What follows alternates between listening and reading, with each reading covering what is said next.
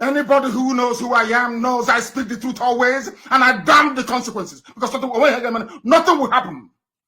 Let heaven fall. You were campaigning for Buhari. You were warned. You are digging your grave. You did not listen. You did not listen. Now they have gone to Yoruba land.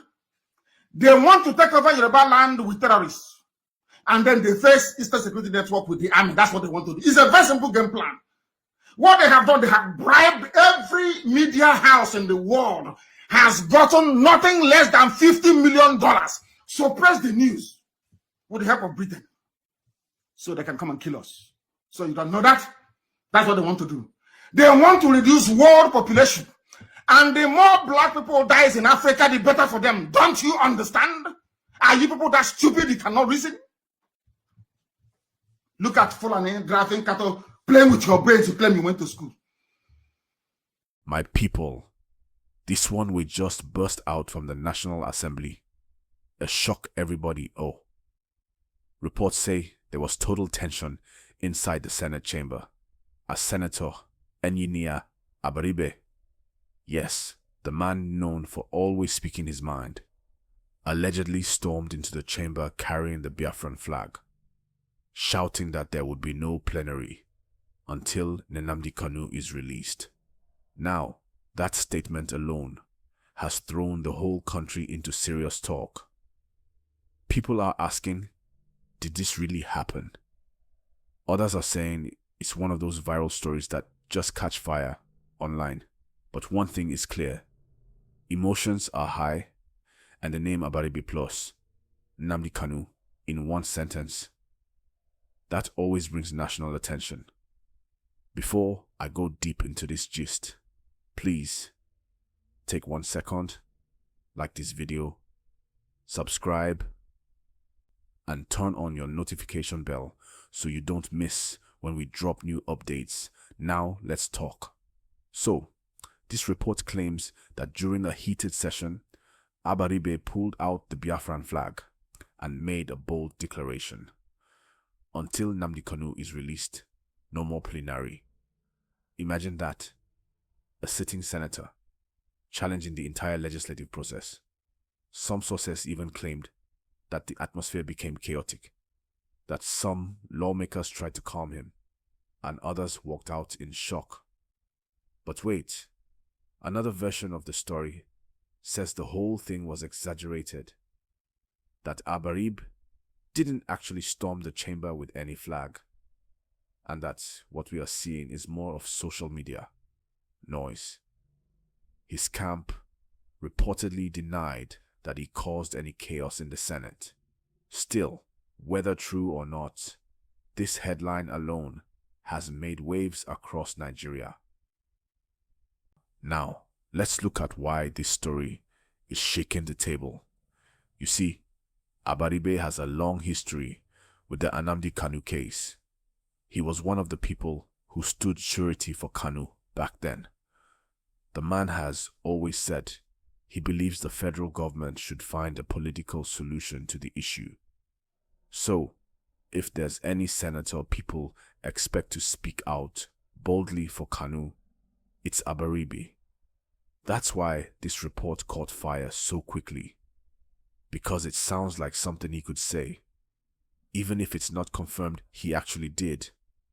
My people, as I did talk so, social media is boiling. Some are praising Abaribe, calling him a hero who has the courage to stand up for his people. Others are calling for calm, saying such a move could create unnecessary tension. And then there are those saying, please, let's focus on law and due process. But deep down, everyone knows what's really going on. This matter is not just about one man. It's about the feeling of injustice, neglect, and anger that's been growing in some parts of the country. Now, I want you to tell me in the comments, do you think Abaribe did the right thing if he truly made that statement? Or should he have handled it privately? I really want to know your opinion. And as you're thinking about that, don't forget to like this video right now, because your like helps more people see this update. Let's continue, because this gist is deeper than it looks. If this really happened, it means the Senate is entering a new kind of political heat. You see, our legislative chamber is supposed to be a place of debate, but not drama. So, when a sitting senator reportedly brings a symbolic flag into that space, it shows that the frustration is reaching the very top of government. Imagine senators shouting, journalists rushing to capture the moment, the security at the National Assembly on edge. That's the kind of picture people are painting online. But whether true or false, the story has now created more awareness around Nnamdi Kanu's continued detention. That's something that can't be ignored. And let's be honest, even if this event didn't happen exactly like that, it shows how Nigerians are hungry for leaders who will speak boldly. The people want representation, someone who will say what they feel, even inside that red chamber. So what's the next move?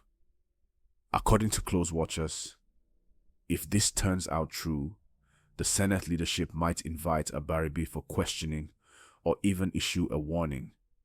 But if it turns out false, then there's a bigger issue. How fake headlines can shape public opinion and make people angry over things that didn't really happen. Either way, Abaribe's name is now trending again, and the topic of free Nnamdi Kanu is back on every social platform. That's how powerful stories like this are. Now pause here, my people. You know I always tell you, subscribe if you haven't, because this kind of gist, they end for one video. And make sure you hit the like button if you believe truth should always come before noise. Let's move on, because if we look at the bigger picture, what's happening right now reflects something bigger in Nigeria's political structure. The question is not just about Abaribe or Kanu. It's about how the government handles agitation, dialogue, and inclusion. For years, people from the southeast have been saying they feel unheard, and the continuous detention of Kanu has become a symbol of that frustration. That's why any small spark, any rumor, any protest immediately catches fire.